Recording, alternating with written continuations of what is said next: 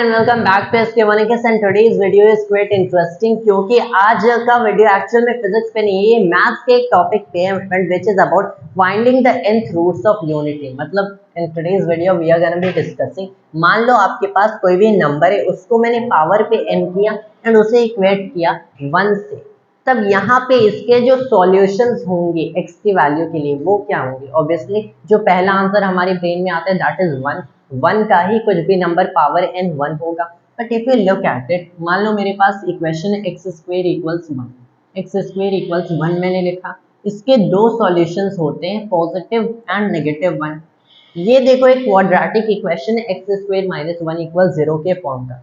Quadratic equation में हमें दो सॉल्यूशंस मिले। यहीं अगर मैंने एक क्यूबिक इक्वेशन लिखा कि x क्यूब इक्वल्स 1, तब यहाँ पे ये क्यूबिक इक्वेशन है, इसका पहला सॉल्यूशन हो गया कि x की वैल्यू क्या है 1 है। ऑब्वियसली 1 का क्यूब आपको पता है कि 1 का क्यूब 1 होगा, माइनस 1 का क्यूब 1 नहीं होगा। दूसरा सॉल्यूशन क्या है, तीसरा सॉल्यूशन क्या है, यहाँ पे एक क्यूबिक इक्वेशन है। क्यूबिक इक्वेशन हमें पता है कि अकॉर्डिंग टू अलजेब्रा तब क्यूबिक इक्वेशन है, इसकी डिग्री क्या है 3 है, मतलब 3 सॉल्यूशन होने चाहिए for any nth degree equation. किसी भी nth डिग्री इक्वेशन के लिए आपको बेसिकली पता है कि n सॉल्यूशंस एग्जिस्ट करने चाहिए। तो यहाँ पे इस क्यूबिक इक्वेशन के लिए भी 3 सॉल्यूशंस एग्जिस्ट करने चाहिए, यहाँ से हमें एक ही सॉल्यूशन मिलता है। So is it an exception? Exception नहीं है। How to find the other two solutions is, आपको समझना है कि ये n सॉल्यूशंस होने चाहिए एंड ये नॉट नेसेसरीली रियल होंगे। जरूरी नहीं है कि ये सारे n सॉल्यूशंस रियल हों, ये इमेजिनरी भी हो सकते हैं, ओवरऑल ये कॉम्प्लेक्स सॉल्यूशंस भी हो सकते हैं। That is what you have to understand.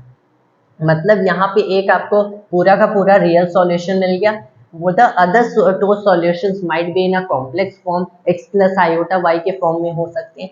So that is what is basically what it states कि nth डिग्री इक्वेशन है तो n सॉल्यूशंस होंगे, या फिर जनरल टर्म्स में कहें तो n कॉम्प्लेक्स सॉल्यूशंस होंगे, जहाँ पे वो कॉम्प्लेक्स नंबर एक कंप्लीटली रियल नंबर भी हो सकते हैं विद इमेजिनरी टर्म एज 0, या फिर for a non zero term it necessarily is not real. तब यहाँ पे कॉम्प्लेक्स नंबर की पहले रिप्रेजेंटेशन देख लो, x प्लस आयोटा y लिखते हैं, इसी को मैंने पोलर रिप्रेजेंटेशन फॉर्म में भी मैं रिप्रेजेंट कर सकता हूँ। So will go through the polar representation form. अगर मैंने लिखा कि z पावर n इक्वल्स 1, ठीक है, z power n equals 1, z मेरा एक कॉम्प्लेक्स नंबर है क्योंकि यहाँ पे हम लोग कॉम्प्लेक्स सॉल्यूशंस सीख करेंगे क्योंकि रियल सॉल्यूशन हमें पता है सिर्फ एक ही मिल रहा है। तो अगर मैंने z पावर n इक्वल्स 1 लिखा, तब मैं यहाँ पे क्या कर सकता हूँ, ऑब्वियसली इसका जो मॉड्यूलस है, modulus the mod of z, ये क्या है, ये तो क्लियरली 1 ही है। इसका आर्ग्यूमेंट देखा जाए तो that can be quite interesting. z power n equals 1 लिखा, मॉड z 1 है, इसका जो आर्ग्यूमेंट होगा, ऑब्वियसली किसी भी कॉम्प्लेक्स नंबर को you can represent it in the polar representation is the modulus times में the exponential of i theta. यहाँ पे ऑब्वियसली हम लोग 2 पाई k से इसे रिप्लेस कर सकते हैं फॉर द रीजन क्योंकि अगर आप उसी चीज को आर्गन डायग्राम में 2 पाई या फिर 2 पाई की किसी भी इंटीजर मल्टीपल से रोटेट कराओ तो वो वैल्यू चेंज नहीं होती। तो z पावर n को मैंने क्या लिख दिया, e पावर में 2 पाई i k लिख दिया, where k is an integer from 0 and ऐसे onwards जाता रहता है।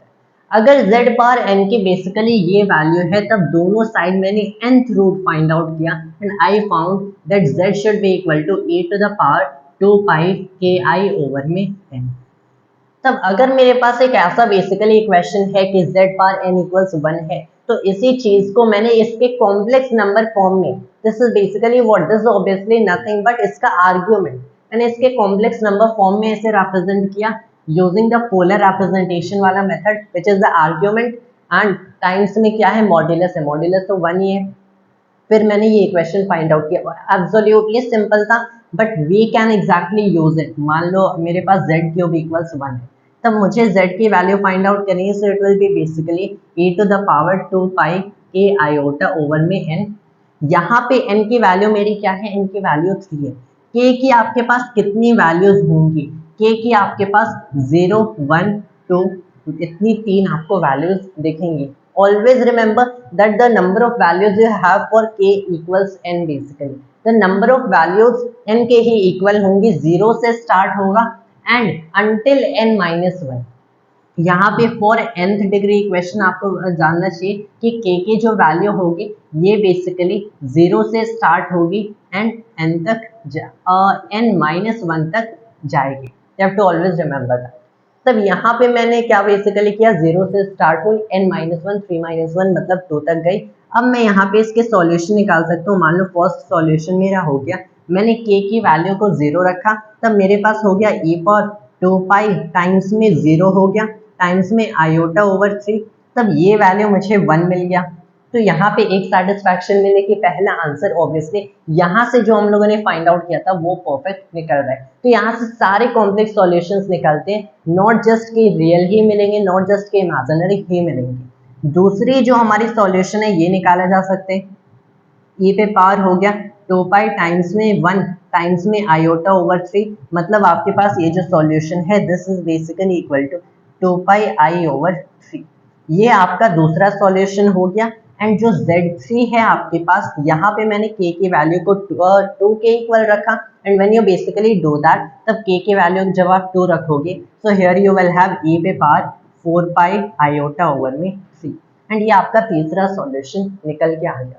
तो ऑब्वियसली एक सॉल्यूशन तो हमारे पास कंप्लीटली रियल था, बाकी दो कॉम्प्लेक्स सॉल्यूशंस इन जनरल दिख रहे हैं. So this is basically how you find the nth roots of unity. अगर यही चीज आपके पास मान लो z पावर 4 इक्वल्स 1 होती, इस केस में आप क्या करते, दो सॉल्यूशंस देख के ही पता चलते हैं कि एक तो आपके पास हो गया z की वैल्यू पॉजिटिव नेगेटिव 1 होगी, बाकी दो सॉल्यूशंस आप कैसे निकालते हैं, क्योंकि ये क्वाड्रेटिक इक्वेशन है मतलब फोर्थ डिग्री वाले इक्वेशन, तब इसमें क्लियरली आपके पास 4 सॉल्यूशंस होने चाहिए. ये दो सॉल्यूशंस हो गए, बाकी दो सॉल्यूशंस आप क्लियरली इस मेथड से निकाल सकते हो. सो that is basically how you do it. इसी से आपके बेसिकली सॉल्यूशंस निकलते हैं for any nth degree equation and unity के लिए स्पेसिफिकली ये मेथड इनफैक्ट यूज होते हैं. तो ऐसा नहीं है कि यहाँ पे ये कोई एक्सेप्शन है, मैथमेटिक्स में ऐसे एक्सेप्शन नहीं होते. कोई भी nth डिग्री क्वेश्चन है उसके पास आपके पास उसके लिए n कॉम्प्लेक्स सॉल्यूशंस ही होंगे, उसमें से कुछ सॉल्यूशंस रियल हो सकते हैं,